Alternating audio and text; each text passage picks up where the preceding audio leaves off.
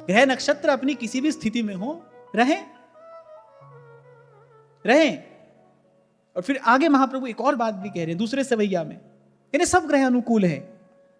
भानु दशम जन्म निशापति, सब ग्रह सुंदर अनुकूल, परंतु में कह रही है गोविंद छाड़ भ्रमंत दसों दिस, करी है कहा नवग्रह नीके। बोलिए सबके सब उत्तम फल देने वाले भी हो, पर यदि तेरी मति कृष्ण परायण नहीं है, यदि तेरा मन हरि चरणों में नहीं लगा है, यदि तू प्रभु को ही छोड़कर और द्वार द्वार भटक रहा है, बोलिए सबके सब भी तेरा क्या मंगल कर लेंगे, ये तेरा क्या हित साधन कर लेंगे। पुनरपि जन्मम पुनरपि मरणम।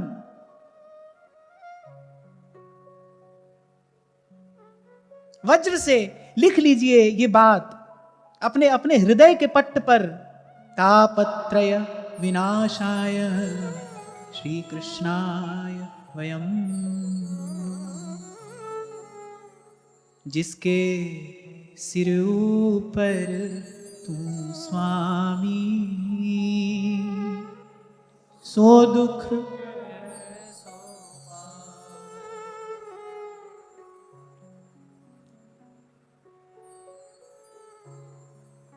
और जब महाराज कह रहे ना जिसदा साहिब डाढ़ा हुए, डाढ़ा माने समर्थ, जो समर्थ है। और कई बार आपसे कहता हूं भाई, अगर आप समर्थ की शरण में जाओ तभी आपकी शरणागति सफल है। यदि शरण किसी समर्थ की पकड़ी है तभी तो शरणागति सफल है। यहां वहां लग गए किसी के भी पीछे तो भाई शरणागति निष्फल हो जाएगी। और मुझे तो ये कहने में कोई भी संकोच नहीं है, मैं कहता आया हूं और कहता रहूंगा कि कोई भी समय हो भाई, कोई भी काल हो, कोई भी स्थिति हो, कोई भी युग हो, मैं हूं, आप हूं, जो चले गए वो हो या जो आने वाले हैं वो हो, एक बात शाश्वत है, सनातन है, अटल है कि जीव का कल्याण भगवान के अतिरिक्त तो कोई नहीं करा सकता। और जब बात आती है भगवान तो फिर श्रीमद् भागवत स्पष्ट कर रही है, कृष्णस्तु भगवान स्वयं। सब तज भजिए श्याम को, श्रुति स्मृति को सार। व्यास जी कह रहे भाई समझना हो तो समझ लो, हम तो सार की बात आपको बता रहे हैं। सब तज भजिए श्याम को, श्रुति स्मृति को सार। बड़ी सुंदर बोध कथा है ये श्रीमद् भक्तमाल की। श्री पीपा जी महाराज वो देवी के अनन्य उपासक हैं और कहते हैं कि उनकी भावना सिद्ध है। जब वो प्रार्थना करते हैं तो भगवती उनको उत्तर देती है। और एकाएक रात को वो भयंकर दुस्वप्न, पसीने से लथपथ गात, अपने स्वर्ण पर्यंक पर उस मखमली बिछौने पर पाया पीपा जी महाराज ने स्वयं को, पसीने से लथपथ गात। अभी कोई बड़ा भयंकर बड़ा बुरा सा स्वप्न देखा, मन बड़ा भयभीत है। जागने पर भी वो भय बनाई है, जाग गए लेकिन वो स्वप्न जन्य जो भय है, जो क्लेश है, वो नहीं दूर हो रहा है। प्रातः काल की प्रतीक्षा नहीं कर पाए, दौड़ गए और मां के चरणों में जाकर प्रार्थना की कि माता मैं इस भय से भयभीत व्याकुल हो रहा हूं, मुझे कहीं भी चैन नहीं मिल रहा है, मेरे इस भय को दूर करिए। प्रार्थना की, स्तुति की देवी की, और देवी उत्तर देती है कि राजन ये जो जिस भय से तुम भयभीत हो रहे हो ना, ये तो यम का भय है, यम का भय है। मैं कुछ भी प्रदान कर सकती हूं, पर मृत्यु के भय से जीव को मुक्त कर पाना ये मेरी सामर्थ्य नहीं है। इस भय से मुक्त होना है तो जाओ किसी वैष्णव आचार्य की चरण शरण ग्रहण करके और भगवान का भजन करो। केवल श्री हरि हैं जो जीव को आवागमन के द्वंद्व से मुक्त कर सकते हैं, जन्म और मृत्यु के भय से निर्भय कर सकते हैं। केवल श्री हरि हैं, केवल श्री हरि। भाई भजन का सुख तो तब हो ना जब पहले भजन हो।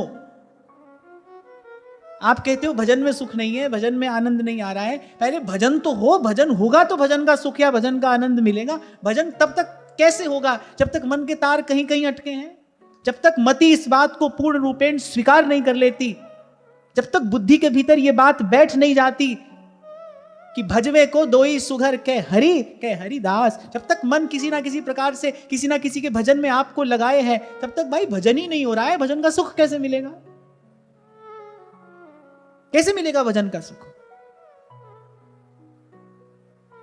तभी तो व्यास जी आनंद में मगन होकर नाच रहे हैं कि शाम निवेरो सब सो झगरो, अरे देवी देवा भूत पितर सब ही को फारो, कगरो हम निवेरो सब सुझो।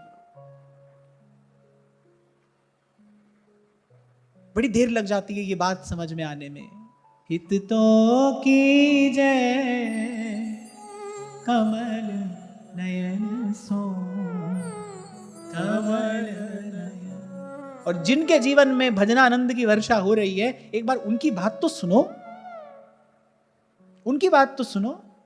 वो कह रहे हैं अपने हाथ में उठाकर एक तारा, राज करे व न करने दीजो मैं भगतारी दास।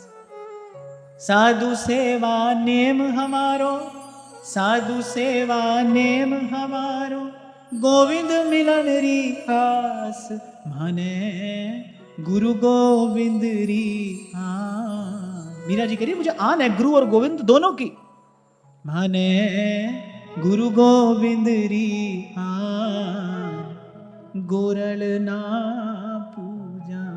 मैं किसी की पूजा नहीं करूंगी, मुझे किसी के आगे मस्तक नहीं झुकाना है, मुझे किसी के द्वार पर जाकर हाथ नहीं फैलाना है, मुझे किसी से याचना नहीं करनी है। मीरा के प्रभु समर्थ स्वामी। चूड़ो तिलक दोवड़ो माला, सील बरत सिंगारा, और बरत रत मोए नहीं भावे, और बरत रत मोए नहीं भावे, ये गुरु ज्ञान हमारा, मेरो मन लाग्यो हरि जी सू, अब ना रहूंगी मैं अटकी, मेरो मन लाग्यो हरि जी सू, अब ना रहूंगी मैं। कोई भी हो भाई, कोई भी हो,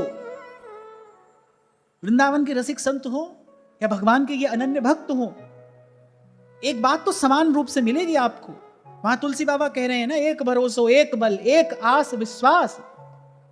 अरे वो तो कभी कभी ऐसे भी अटक जाते हैं कि तुलसी मस्तक तब नवे जब धनुष बाण लो हाथ। हाँ बोले अच्छे तो बहुत लग रहे हो आप, बड़ा सुंदर दर्शन हो रहा है, कहां कहूं छवि आज की भले बरे हो नाथ। दर्शन तो आपका बड़ा सुंदर हो रहा है, पर तुलसी मस्तक तब नवे जब धनुष बाण लो हाथ। कहते हैं और देवता चित्त न धरई। और सूरदास जी तो और दो पग आगे जाके कहते हैं, और देव सब रंग भिखार। ऐसी बात वैसे अन्यत्र कहीं पढ़ने को मुझे मिली नहीं। सूरदास जी ने जो लिख दिया, गोस्वामी जी ने तो बड़े प्रेम से कहा भाई और देवता चित्त न धरई। हमारे सेवक जी ने भी कह दिया और अन्य देव देवी सकल चलत पुंज सी खोई। सूरदास जी तो स्पष्ट कह रहे हैं, और देव सब रंग भिखारी, त्यागे बहुजु अनेर, जो हम भले बुरे, जो हम भले बुरे। सूरदास जी देख रहे हैं ना, सूरदास जी देख रहे हैं, उन चक्षुओं से देख रहे हैं जो प्रभु ने उन्हें प्रदान किए हैं। सूरदास जी अपने उन दिव्य चक्षुओं से, जिन चक्षुओं से सूरदास जी नित्य निरंतर भगवान लीला का दर्शन कर रहे हैं, उन्हीं नेत्रों से देख रहे हैं ना कि भाई ये जो और देवी देवता दे रहे हैं तुमको, ये सब इन्हीं से लेकर तो दे रहे हैं, इन्हीं का दिया तो दे रहे हैं। जब इंद्र ने थोड़ी शरारत की, खुराफात की, तो भगवान ने कहा अच्छा हमारे ही बनाए इंद्र बनाए, हमने बनाया है तो इंद्र बनाए, हमारी कृपा से इस आसन पर बैठा है। बोले हमको ही बाजीगरी दिखा रहा है। ब्रह्मा जी को जब भगवान ने देखा, बोले लो हमको सृष्टि बनाकर दिखाई, इनको सृष्टि बनाना हमने सिखाया। भगवान ने कहा बनाओ सृष्टि। अब बनाई सृष्टि और उसमें प्राण ही नहीं आए, सृष्टि में प्राणों का संचार ही नहीं हुआ, सृष्टि गतिमान ही नहीं हुई। तब भगवान से प्रार्थना की, बोले प्रभु ये बना तो दिया हमने, ये तो चल तो नहीं रहा है। बोले ये सब हमने बना तो दिया, सजा तो दिया, लेकिन इसमें कोई गति नहीं है, इसमें कोई चेतना नहीं है। तब भगवान ने कहा अरे इतना भी नहीं जानते, ये प्राणों के प्राण तो हम हैं। जब तक हम इसका स्पर्श नहीं करेंगे, जब तक हम इसकी ओर नहीं देखेंगे, तब तक इसमें प्राण कहां से आएंगे। ब्रह्मा जी ने बनाकर दिखाई सृष्टि। भगवान ने कहा लो हमने बनाया, सिखाया इनको, हम ही को ये कर्तव्य दिखा रहे हैं। सूरदास जी तो देख रहे हैं ना, इसीलिए कह रहे हैं और देव सब रंग भिखारी, त्यागे बहुजू अनेर। और सूरदास जी ये भी साथ में कह रहे हैं, बोले मैंने तो दूर से ही त्याग दिया है सबको, दूर से। जैसे हम व्यवहार में कह देते हैं ना कभी किसी के लिए, भाई उसको तो हमारी दूर से ही राम राम है, सुधाजी कह रहे भाई इन सबको हमारी दूर से ही राम राम है। सूरदास प्रभु तुम्हारी कृपा से, सूरदास प्रभु तुम्हारी कृपा से, पाए सुख जो घने जो हम भले बुरे सोते। अरे रस की बात तो महाप्रभु जी ने बड़ी देर बाद जाकर की, पहले तो यही समझाया, बोले बड़ी बड़ी दूर तक, बड़ी देर तक तो जीव इसी में उलझा रहता है। शनि कहाँ है, मंगल कहाँ है, कुछ दिन पहले आपको मैंने कहा था ना, जा जाकर पूछता है मेरा राहु कहाँ है, केतु कहाँ है। अरे जहां तुमने बिठाया है वहीं तो है। जैसा कर्म तुमने किया होगा, उस कर्म से जैसी ऊर्जा उत्पन्न हुई होगी उसमें बैठा दिया होगा। 8वें 10वें 12वें जहां तुमने बैठाया हो तो वहीं बैठे। थोड़ा सा समय है भाई, अल्प सा ये जीवन है, हित तो कीजिए कमल नयन सो, जहां हित आगे और हित लागे फीको। और ये कुछ शब्द, ये संतों के बोल हैं, ये कुछ शब्द रहे आपके कान में, आपके ध्यान में। जिस दा साहेब डाढ़ा होए, तिसको मारना साके कोए। जिस दा साहेब डाढ़ा होए, तिसको मारना साके कोए। फिर आगे भगवान वेदव्यास कह रहे, बोले सब आश्चर्यचकित हो गए। वहां पांडव थे, वहां अनेक अनेक ऋषि मुनि थे जो अभी गंगा तट से आए ही थे तर्पण आदि क्रिया करके, और फिर भगवान द्वारिका जाने वाले थे, तो सब भगवान को प्रणाम करने के लिए वहीं पर उपस्थित थे। अनेक अनेक ऋषि मुनि, पूरे सब आश्चर्य में पड़ गए, ब्रह्मास्त्र कैसे शांत हो गया। ये छोटी सी बात जो मैंने आपको कही ना, वैष्णव तेज के सन्मुख ब्रह्मास्त्र शांत हुआ। और वैष्णव तेज कैसे प्राप्त किया जाता है? परोपकार से, परहित से, जीव मात्र पर दया से, क्षमा से, करुणा से, मैत्री से, सर्व के प्रति सद्भाव से, सबसे हित करके वैष्णव तेज प्राप्त किया जाता है। आपने सुना होगा संतों के जीवन में ऐसी घटना घटती है कि संतों के आश्रम में सिंह और बकरी एक साथ निर्वैर भाव से रहते हैं। ये वैष्णव तेज है, यही वैष्णव तेज है। इसके सन्मुख आकर बोले ब्रह्मास्त्र भी शांत हो गया। ब्रह्मास्त्र का एक अर्थ ब्रह्म वाक्य भी हो सकता है, ब्राह्मण का श्राप। परीक्षित जी के सन्मुख भी ब्रह्मास्त्र शांति हुआ। परीक्षित जी की मृत्यु तक्षक के काटने से नहीं हुई, तक्षक के काटने से पहले तो परीक्षित भगवान की सेवा में पहुंच गए थे, वहां भी ब्रह्मास्त्र शांत हुआ वैष्णव तेज के सन्मुख। परीक्षित की सदगति तो पहले ही हो गई।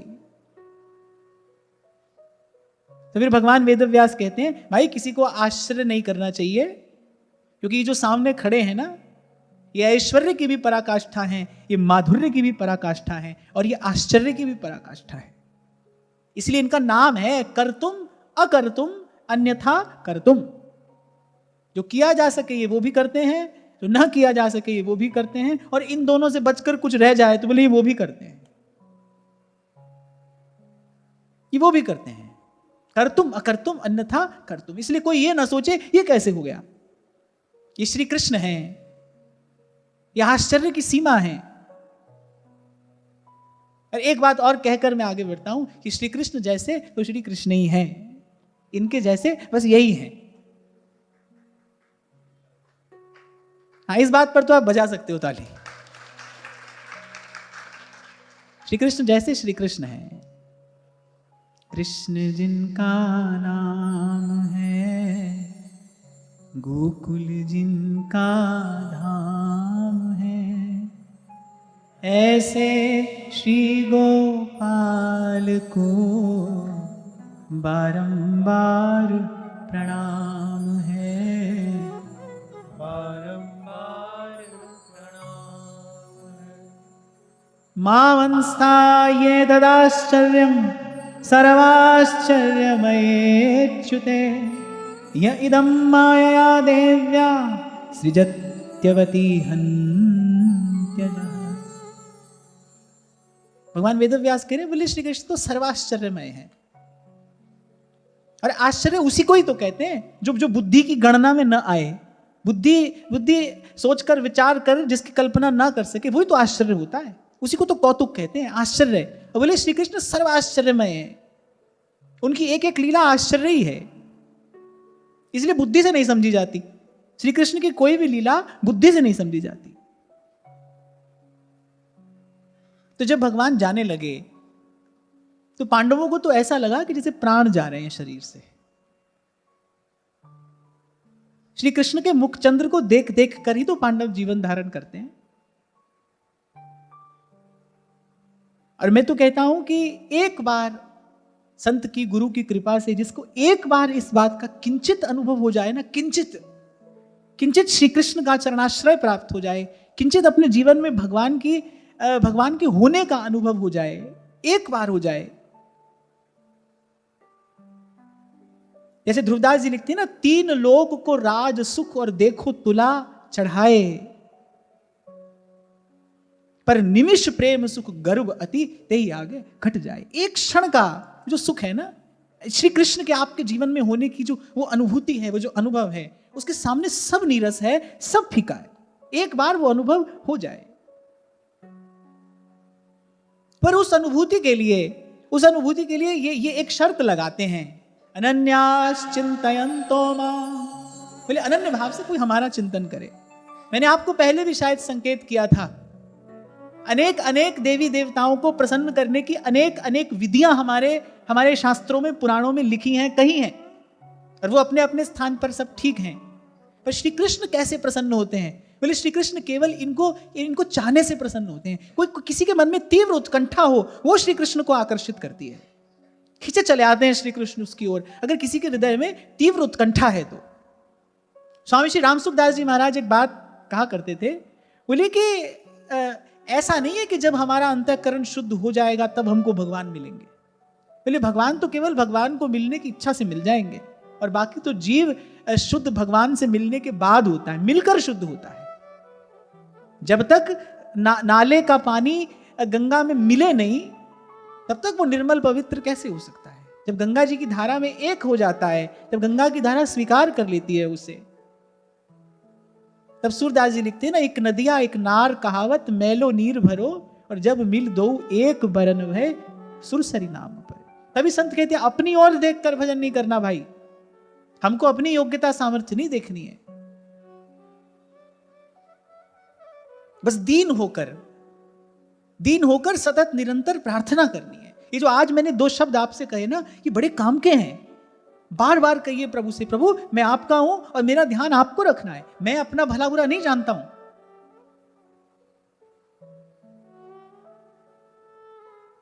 मैं तो मूढ़ हूं, मैं तो बार बार वो क्रिया करूंगा जो मुझे आपसे दूर लेकर जाएगी, मुझसे तो बार बार ऐसा कर्म होगा जो मुझे आपसे विमुख कर देगा। पर अब मैं जब आपके द्वार तक आ गया हूं, अब जब संतों ने, गुरुजनों ने मुझे आपकी ओर संकेत करके दिखा दिया है, तो प्रभु अब मैं आपका हूं, अब आपको मेरी संभाल करनी है। कोई बड़ी कठिन प्रार्थनाओं की आवश्यकता नहीं है। इनको मनाने रिझाने के लिए कोई बड़ी बड़ी स्तुतियां, कोई बड़े बड़े पाठ नहीं करने हैं आपको। सीधे सरल शब्दों में अपने मन की बात प्रभु से कह दीजिए। आप जितने सीधे हो जाओगे इनके सन्मुख, आप जितने सरल और सहज प्रभु के सन्मुख होकर जाएंगे, उतनी शीघ्र प्रभु की कृपा की प्राप्ति आपको होगी। ये बात तो आप लिख कर रख लीजिए। जितने सीधे सरल होकर आप जाएंगे,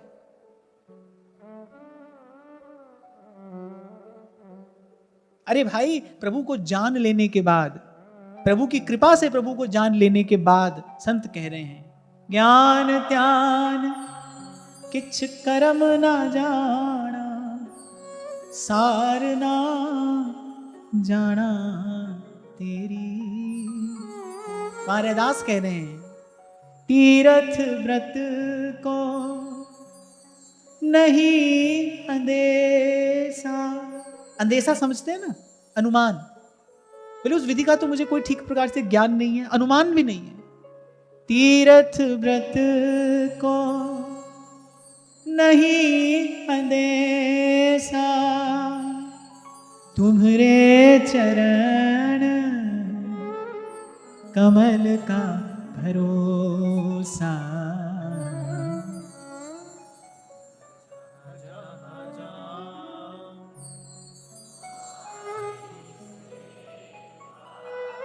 और ये जो बात अब कही है, तुम सा ठाकुर और न देवा,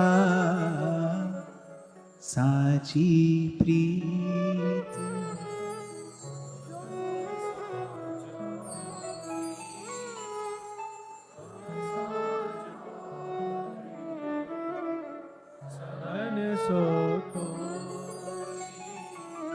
कभी कभी तो आपसे कहते कहते वो अनुभूति जब मेरे सामने आकर खड़ी होती है, तो फिर मैं असमर्थ हो जाता हूं, क्योंकि उसको कहने के लिए कोई शब्द नहीं है। तब सोचता हूं, तब ये विचार करता हूं कि वो आप तक कैसे पहुंचाऊं।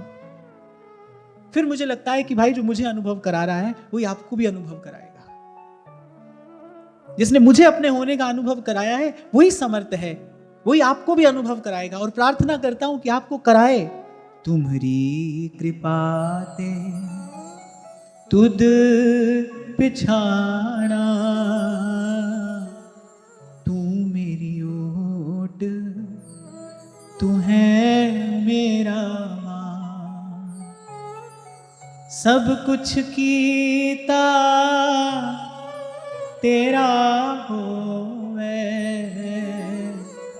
सब कुछ कीता तेरा होवे, नाही किछ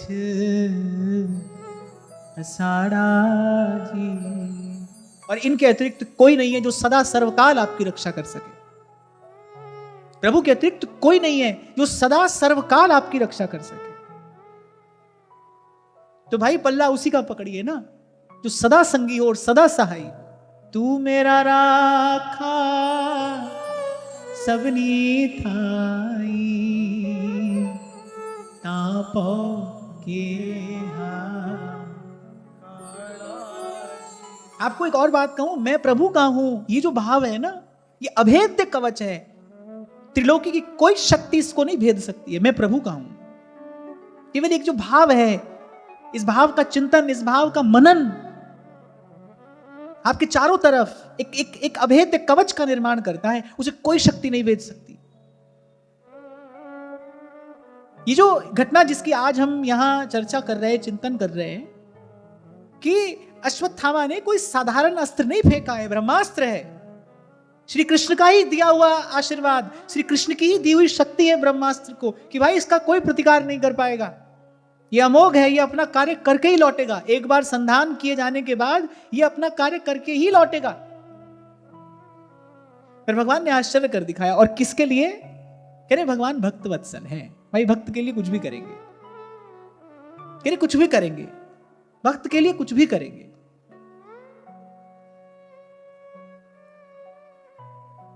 सब चकित हो गए, ये कैसे संभव हुआ। और यहां श्री कृष्ण ने एक प्रकार से अपने ऐश्वर्य का भी दर्शन कराया कि मैं कौन हूं।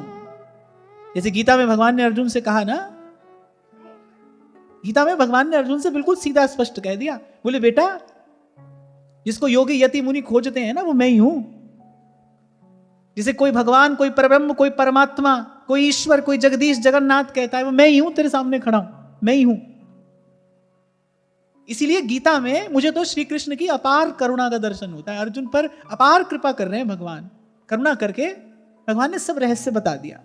सखा है ना, वो सखा है, मित्र है, और मित्र से कोई बात छिपाई नहीं जाती, मित्र से कोई दुराव नहीं किया जाता। भगवान ने कहा भाई ये हमारा सखा है, हमारा मित्र है, इसको सब रहस्य बता देते हैं। और जब तक वो ना बताएं, जब तक वो न जनाएं, तुम्हारी कृपा ते तुद पछाना, तू मेरी ओट, तू है मेरा मां।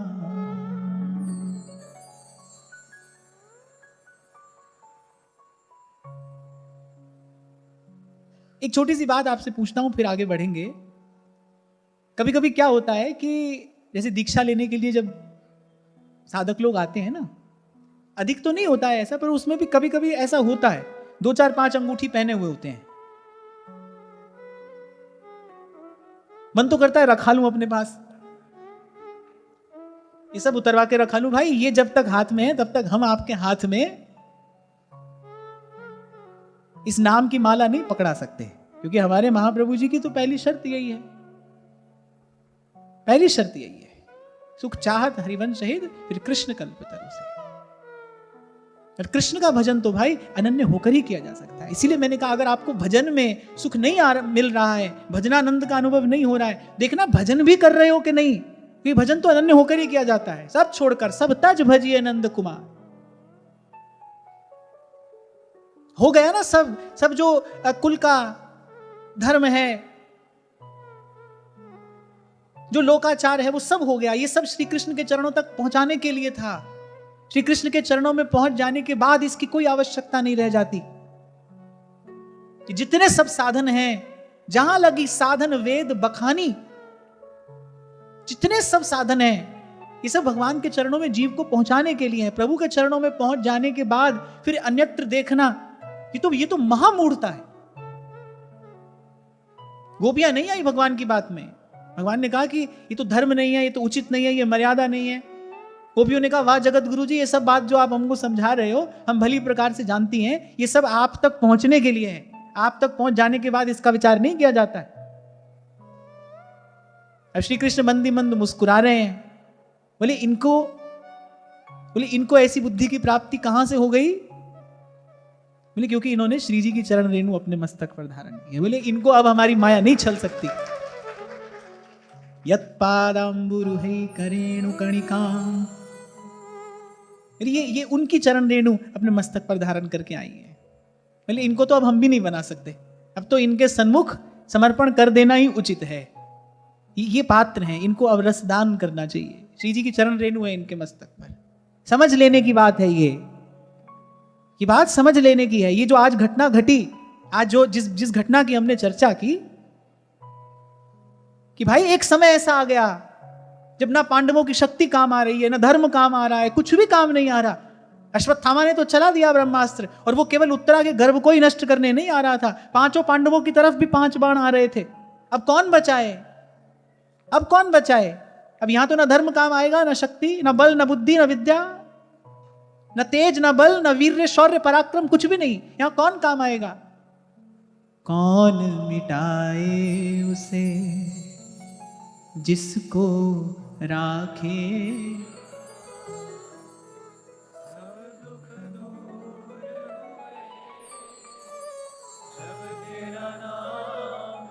और जब सूरदास कहते हैं ना जीते जीत भक्त अपने के, हारे हार विचारों। देखो भाई भगवान कह रहे हैं भाई हम तो आत्मा राम हैं, हमारा तो किसी से कोई संबंध है ही नहीं, हमारा तो ना लेना है ना देना है। सबसे बड़े विरक्त तो यही है, सबसे बड़े विरक्त तो ये स्वयं ही है, सबसे बड़े योगी।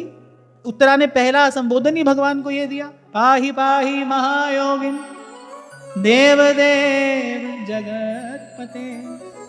आप तो योगियों के योगी हैं, जो योगीश्वर हैं। योगीश्वर कौन है? योगीश्वर कौन है?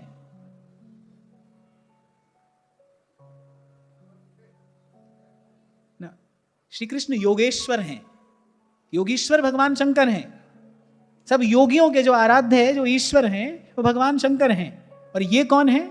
ये जो योगीश्वरों के, ये योगीश्वरों के भी ईश्वर हैं। श्री कृष्ण योग के ईश्वर हैं, महादेव योगियों के ईश्वर हैं, श्री कृष्ण योग के ईश्वर हैं। अब समय नहीं है, नहीं तो मैं आपको और थोड़ा विस्तार से बताता, तो मैंने आपको संकेत किया, ये योगेश्वर हैं। इनसे बड़ा विरक्त कोई नहीं है भाई, इनसे बड़ा योगी कोई नहीं है। तो कह रहे भाई हमारा तो सीधे सीधे कोई लेना देना नहीं किसी से, पर भक्त का संबंध हम स्वीकार करते हैं। कह रघुपति सुन भामिनी बाता, आहा मानो एक भगति करनाता।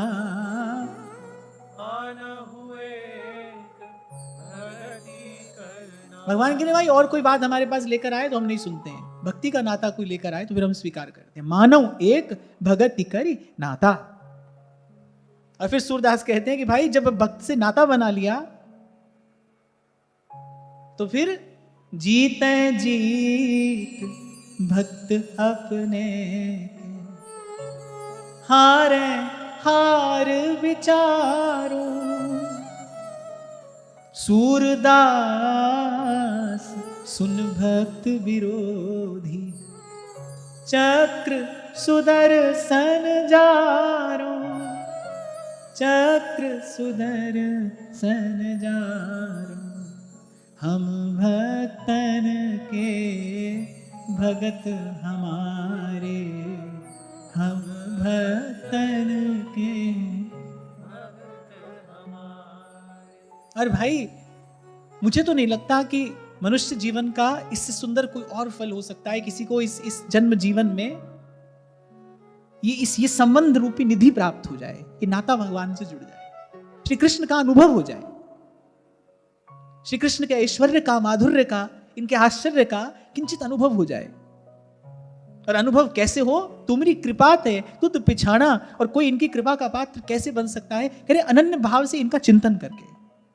वो कुछ भी नहीं चाहते आपसे, आपके पास पत्र पुष्प हो तो दीजिए, न तो उनकी तो आशा वो भी नहीं है, वो इतनी भी अपेक्षा नहीं रखते आपसे। बस वो कहते हैं कि अनन्य भाव से हमारा चिंतन करे। जो आपकी सोच है ना, जो आपका विचार है, जो आपकी वृत्ति है, जो आपका चिंतन है, उसमें इनके अतिरिक्त कोई नहीं आना चाहिए, केवल ये रहें।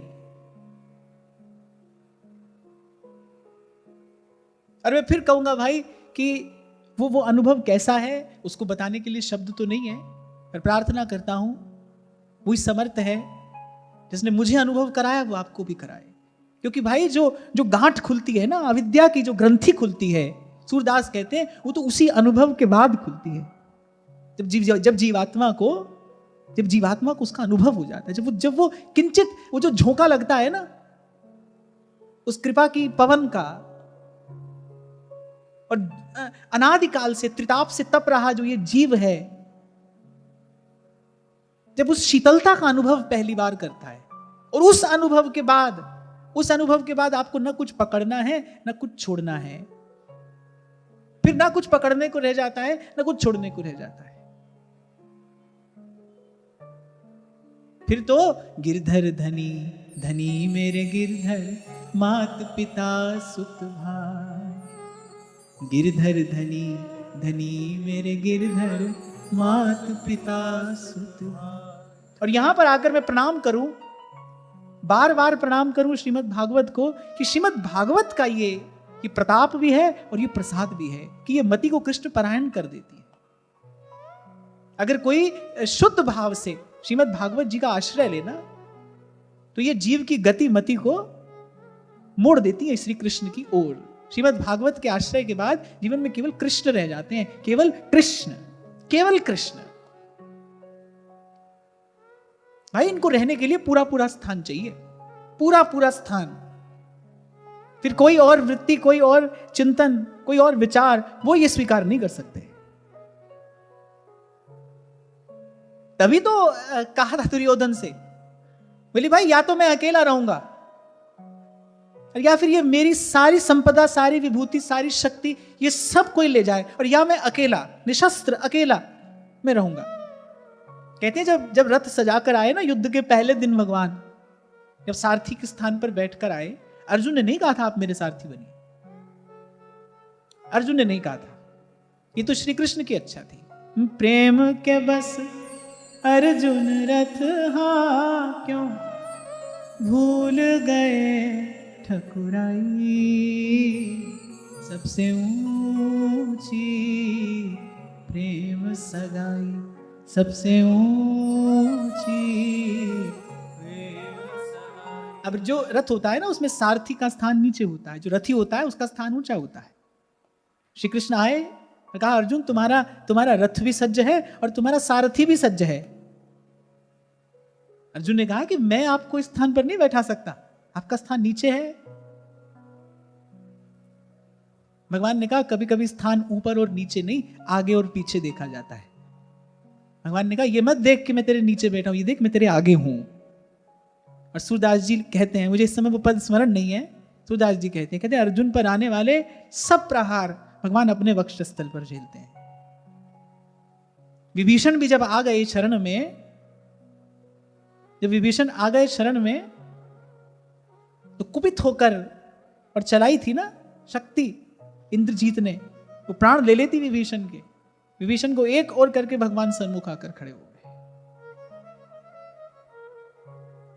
तो ठाकुर जी ने कहा अर्जुन से कि अर्जुन इस समय मैं नीचे नहीं, तू ऊपर नहीं, इस समय मैं तेरे आगे हूं, तू मेरे पीछे रहना और बस मेरे पीछे ही रहना, क्योंकि इस दुस्तर सेना को पार करने का केवल एक मैं ही उपाय हूं, केवल एक मैं।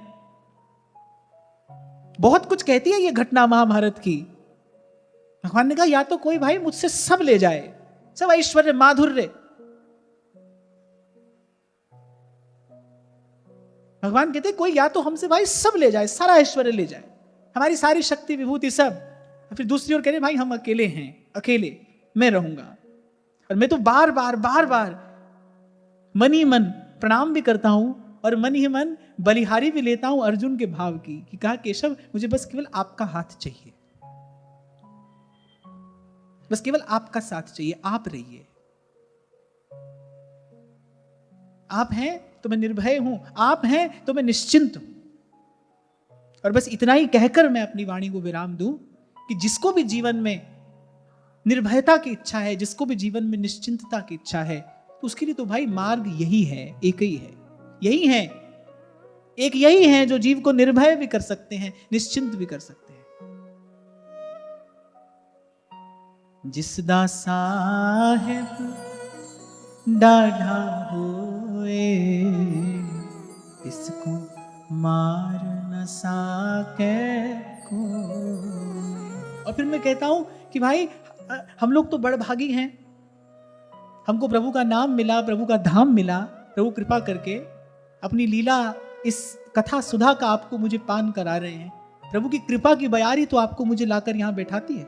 ये जो संयोग बनता है नित्य प्रति, ये जो आपका मेरा मिलना है, ये जो भगवान की लीला कथा है, भगवान की कृपा की बयार में बहकर ही तो आप और मैं सब यहां पर आते हैं। प्रभु ने अपना नाम दिया, अपना धाम दिया, और कथा के माध्यम से सत्संग के रूप में प्रभु स्वयं तक पहुंचने का मार्ग भी दे रहे हैं। अब किस बात की देर है? मुझे तो कभी भी ये बात जचती नहीं जब कोई कहता है भगवान के घर देर है, अंधेर नहीं है। ना भाई, भगवान के घर देर भी नहीं है, भगवान के घर अंधेर भी नहीं है। देर भी हमारी तरफ से है और अंधेर भी हमारे ही घर में। और मैं तो कहता हूं देर ही अंधेर है।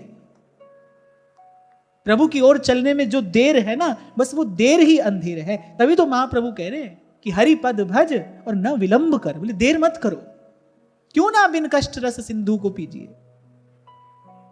राधा वल्लभ कुंज बिहारी का दर्शन आपको मुझे सुलभ है, वृंदावन धाम है, प्रभु ने अपना नाम दिया है, कथा कीर्तन है।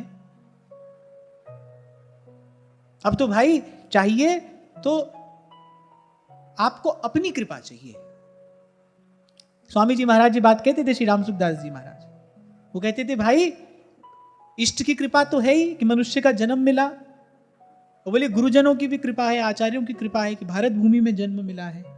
बोले अब तो भाई कृपा करनी है तो आप अपने ऊपर कृपा करो, आप स्वयं पर कृपा करो, आपकी कृपा हो आप पर। कई बार आपसे कहता हूं ना भाई, आपके भीतर आपको ही जाना है, ये यात्रा आपको ही करनी है।